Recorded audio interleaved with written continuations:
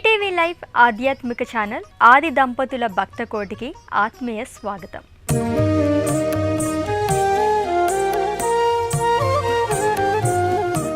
శివ అంటే లోతైన తాత్విక వైరుధ్యాలకు ప్రతీక. లోతుగా అర్థం చేసుకున్నప్పుడు మాత్రమే శివ శబ్దం ఆత్మలో ఆత్మగా, పరమాత్మలో పరమాత్మగా ఐక్యతగా కరిగిపోతుంది. శివుడు విధ్వంసకుడు, సృష్టికర్త, సన్యాసి, గృహస్థుడు, భయంకరమైన యోధుడు, కరుణామయుడు, భిన్న తత్వాలు ప్రకటితమయ్యే ఏకీకృత కాలచక్రం, లయ ప్రళయాల ప్రతిబింబం. ఇక్కడ సృష్టి, విధ్వంసం వ్యతిరేక శక్తులు కాదు, అది నిరంతరాయంగా జరిగే లోక కళ్యాణ కారక ప్రక్రియ. ఆ దివ్యత్వాన్ని ప్రకటించే చిత్తూరు జిల్లా మొగిలి శ్రీ మొగిలేశ్వర స్వామివారి ఆలయాన్ని నేటి తీర్థయాత్రలో దర్శించి తరిద్దాం రండి.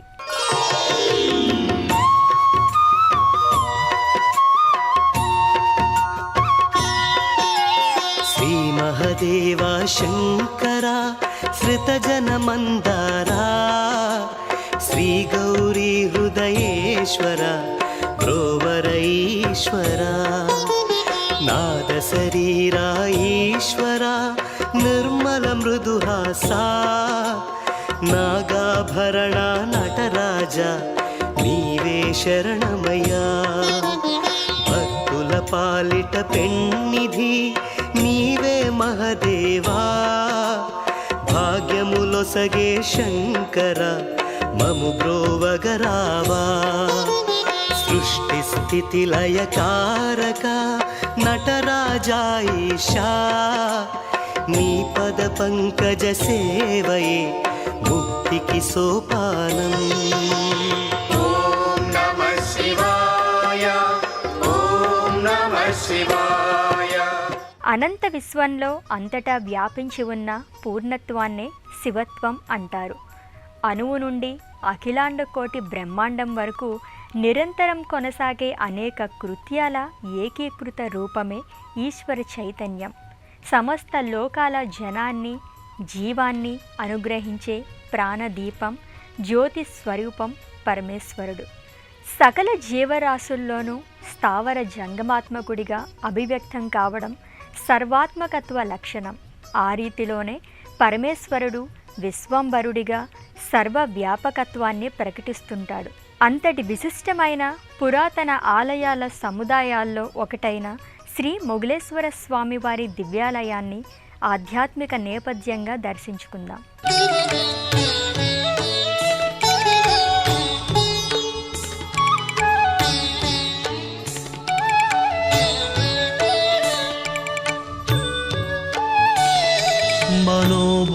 మనోబుద్ధ్యహంకార చిత్తాని నాహం న చ శ్రోత్ర జిహ్వే న చ ఘ్రాణ నేత్రే,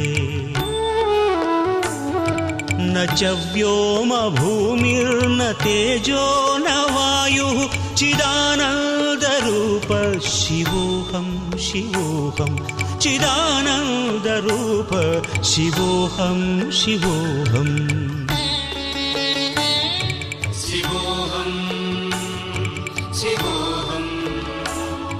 శివ శివ శంకర భక్తవ శంకర అంటూ కీర్తించినా స్తుతించినా శివభక్తుల హృదయాలు ఆనంద పారవశ్యంలో మునిగిపోతాయి.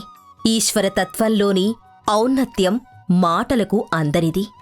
నమ్మి కొలవాలే కాని దేవతలు రాక్షసులు అన్న భేదం లేకుండా అందరికీ వరాలిచ్చే శివయ్య భక్తికి మాత్రమే పరవశుడవుతాడు. భోలా శంకరుడిగా అనుగ్రహిస్తాడు. తనకు భక్తులంటే అంతటి ప్రేమ.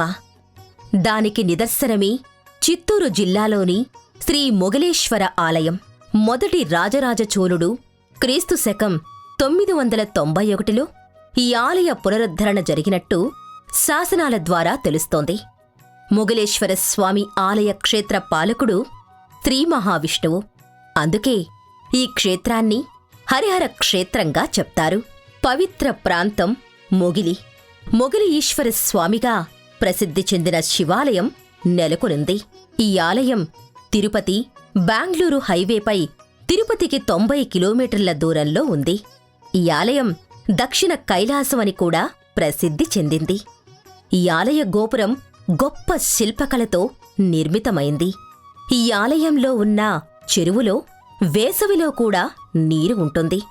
ఈ నీరు చెరువు పక్కనే ఉన్న నంది విగ్రహం నుండి బయటకు వస్తుంది. ఆలయం తూర్పు ముఖంగా ఉంది మరియు చుట్టూ ప్రహరీ గోడ ఉంది.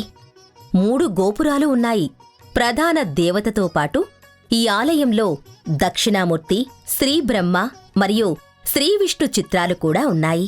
ప్రధాన ఆలయానికి ఉత్తరం వైపున కామాక్షీదేవి ఆలయం ఉంది. ఈ ఆలయం అద్భుతమైన లక్షణం పుష్కరిణి. అన్ని కాలాలలో నంది నోటి నుండి నీరు ఎలా వస్తుందో ఎవరికీ తెలియదు. మొగిలి ఆలయానికి దక్షిణాన ఒక పెద్ద కొండ, 3 మైళ్ళ వ్యాస, 100 అడుగుల కంటే ఎక్కువ ఎత్తు ఉన్న పెద్ద రాయితో ఉంది. ఈ రాయిని దేవరకొండ అని పిలుస్తారు. శివుని ప్రధాన దేవతను మొగిలియప్ప మొదట కనుగొన్నాడు. మొగిలప్ప దానిని మొగిలి చెట్టు క్రింద ఉంచాడు. దానిని పూజించడం ప్రారంభించారు. అందుకే ఈ ఆలయం మొగిలి ఈశ్వర దేవాలయంగా స్థిరపడింది.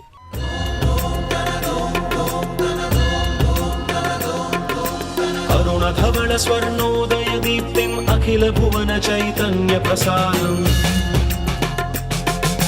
కాలగమన సత్కారణ ధీరం తం నమామి కహనాయక సూర్యం అమృత కిరణ రసరమ్య ప్రవాహం లలిత లలిత లావణ్య లలామం మధిత మహిత మాధుర్య మనోజ్ఞం తం నమామి సాంద్రోదయ చంద్రం. పూర్వం ఈ ప్రాంతంలో మొగిలి పొదలు ఎక్కువగా ఉండేవట.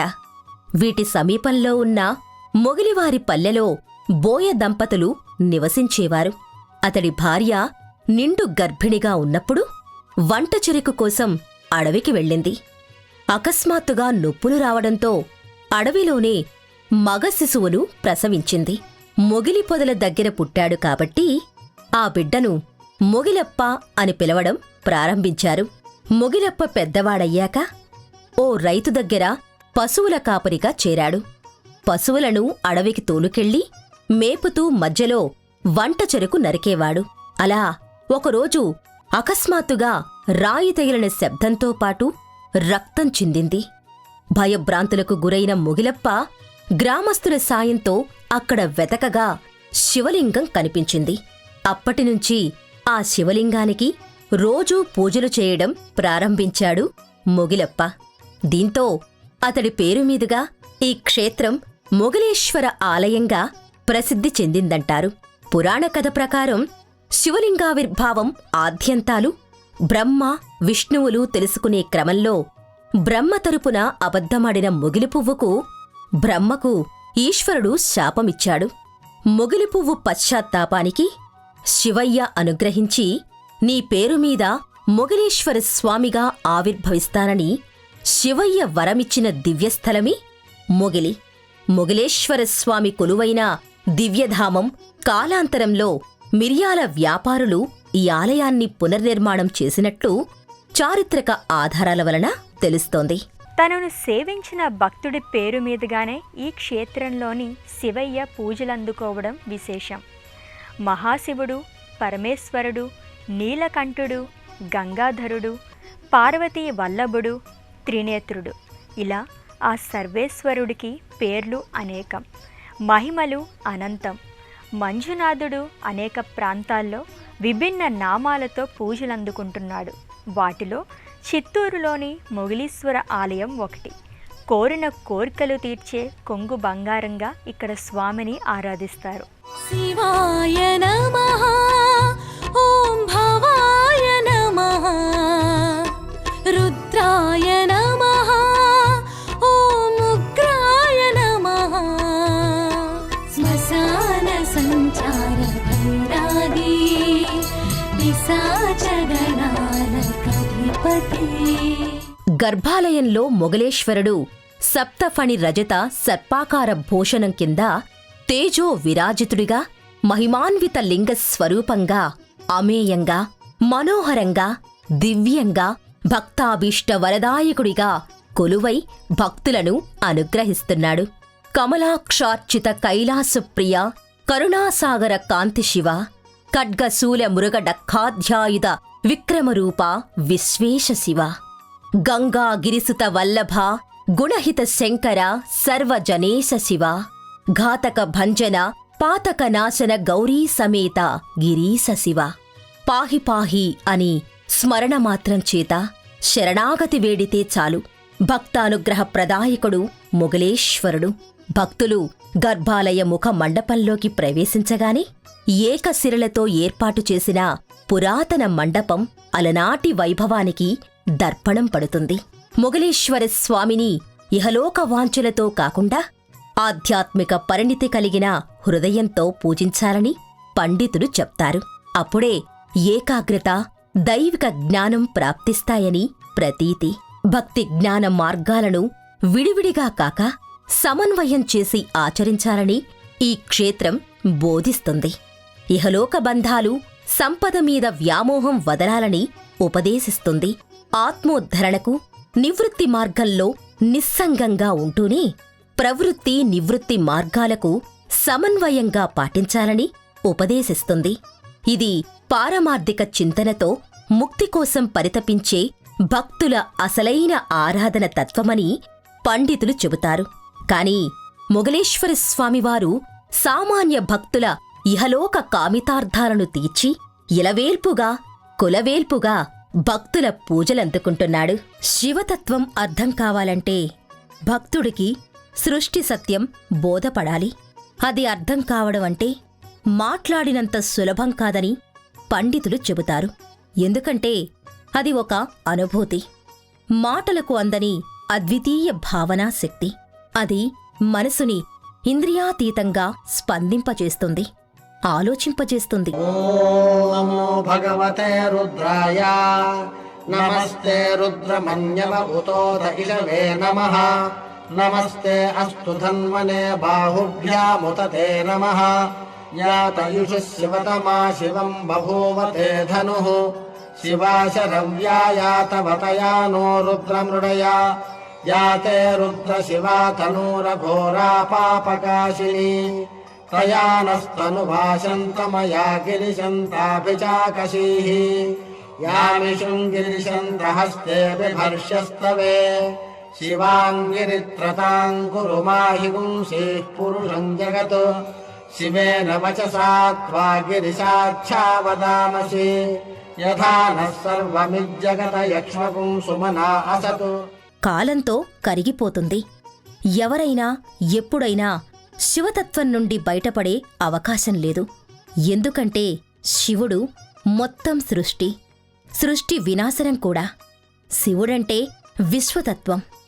మనసు చేసే ఆకార వికారాలు ఎక్కడ కరిగిపోతాయో, ఎక్కడ లోతైన మౌనం వ్యక్తమవుతుందో, ఎక్కడ స్థిరత్వం మాత్రమే ఉంటాయో ఆ ప్రదేశంలో శివుడు ఉంటాడని, ఉన్నాడని భక్తుడికి బోధపడితే శివయ్య మరుక్షణమే ప్రత్యక్ష సాక్షాత్కారం పొందుతాడు.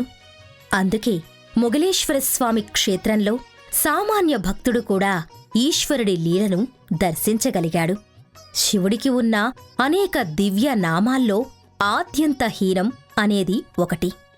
అంటే తుది మొదలు లేనివాడని అర్థం.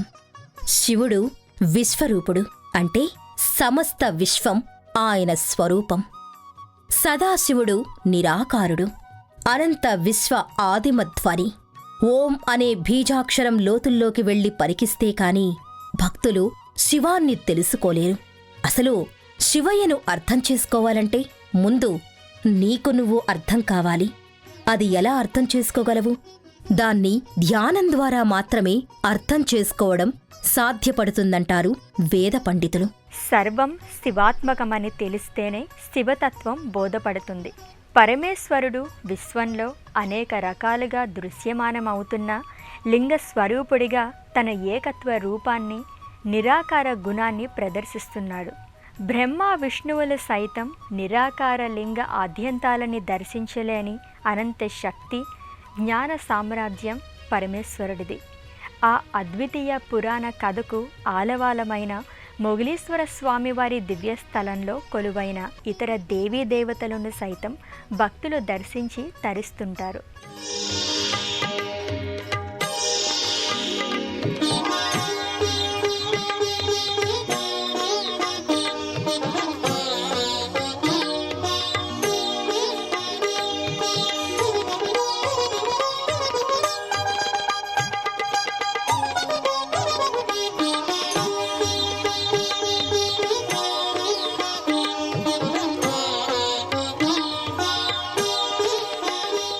భక్తులు మొగిలి క్షేత్రంలోని త్రిశూల తీర్థాన్ని అత్యంత పవిత్రమైనదిగా భావిస్తారు. ద్వాపరయుగంలో శ్రీకృష్ణుడు గోపాలులతో కలిసి గోవుల్ని మేపుతూ ఈ ప్రాంతంలోని సంచరించేవాడని ప్రతీతి. ఓసారి కరువు వచ్చి నదులు, సరస్సులు ఎండిపోయాయి.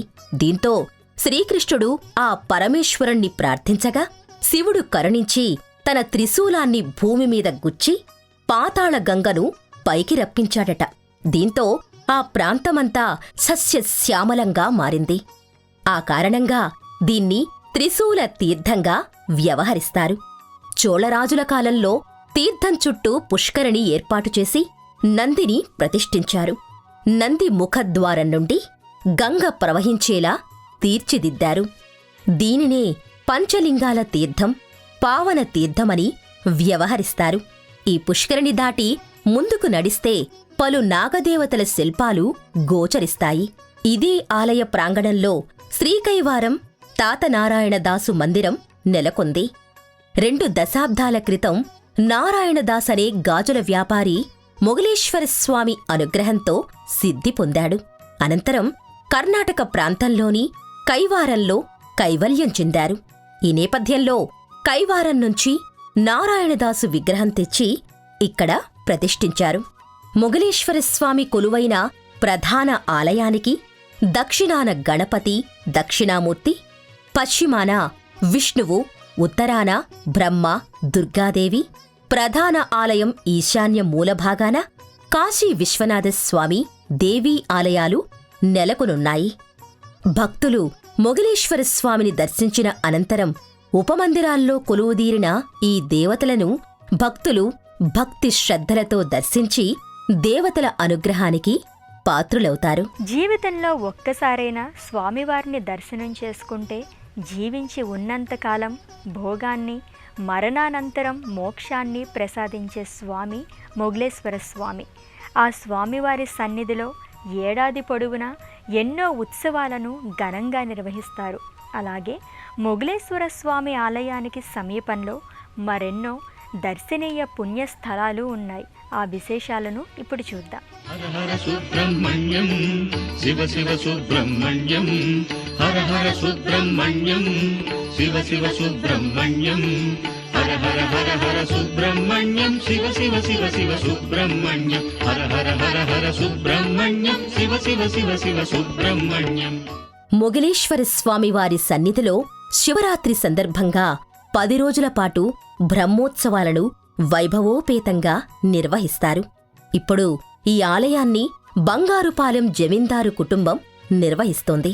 ప్రతి మాసంలో వచ్చే మాస శివరాత్రి సోమవారాలు ప్రత్యేక అభిషేకాలను సభక్తికంగా జరుపుతారు.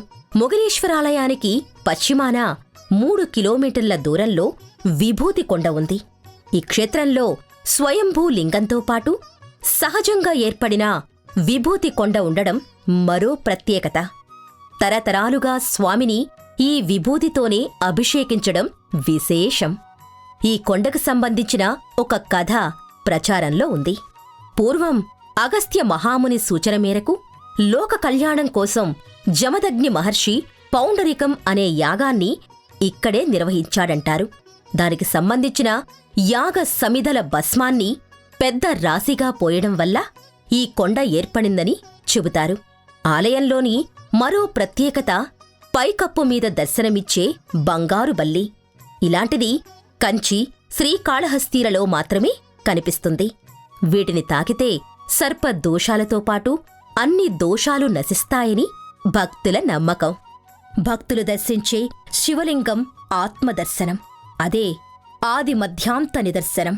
పురాణ కథను అనుసరించి ఆరాధనకు నోచుకోని కేతకీ పుష్పాన్ని అనుగ్రహించి దాని పేరుతోనే మొగలేశ్వరుడుగా అవతరించిన శివయ్య క్షేత్రం ఇది. ఆగ్రహం, అనుగ్రహం వెంటనే ప్రదర్శించే అనురాగ మూర్తిమత్వం స్వరూపం శివుడు. అందుకే శివం అంటే ఇంద్రియానుభూతి, ఇంద్రియాతీత అనుభూతి, 2 విధాలుగా వ్యక్తమయ్యే అనంత కాంతి జ్యోతి, లోకక్రాంతి శక్తి. ప్రధాన ఆలయానికి ఉత్తరం వైపున కామాక్షీదేవి ఆలయం ఉంది. ఈ మందిరం అద్భుతమైన లక్షణం దాని పుష్కరిణి.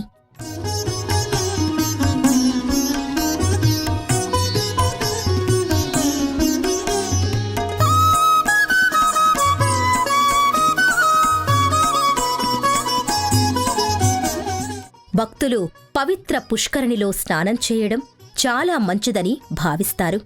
భక్తులు తమ కోరికలు నెరవేరాలని కామాక్షీదేవికి ప్రత్యేక ప్రార్థనలు కూడా చేస్తారు. ఇక్కడ స్వామివారితో పాటు అమ్మ కూడా దర్శనమిస్తుంది. ఆది దంపతులు కొలువైన ఆలయాన్ని దర్శిస్తేనే భక్తుల ఇష్టకామ్యాలు శీఘ్రమే నెరవేరుతాయని భక్తుల ప్రగాఢ విశ్వాసం. అందుకే కొందరు భక్తులు మొగలేశ్వర స్వామిని దర్శించుకున్న వెంటనే కామాక్షి అమ్మను దర్శిస్తారు. అనంతరమే ఉపమందిరాల్లోని దేవతామూర్తులను దర్శించి తరిస్తుంటారు. మొగిలి నేలపై వెలిసిన శ్రీ మొగలేశ్వర స్వామివారి దివ్యలింగాన్ని దర్శించడం అంటే భక్తుడి అంతరంగాన్ని ఆవరించి ఉన్న ప్రతికూలతలను వదిలించుకోవడమేనంటారు పండితులు. స్వామి దర్శనం అయిన మరుక్షణమే భక్తుల పాంచభౌతిక దేహాల్లో ఊహించని విధంగా సానుకూల పవనాలు, అనుకూల దృక్పథాలు ఉద్భవిస్తాయి. ఈ అద్వితీయమైన అనుభూతిని పొందిన భక్తులు మొగలేశ్వర స్వామివారి నిత్య దర్శనం కోసం పరితపిస్తుంటారు. అందుకే నిత్యం స్వామి సన్నిధి భక్తుల సందడితో ఆధ్యాత్మిక వాతావరణం నెలకొంటుంది.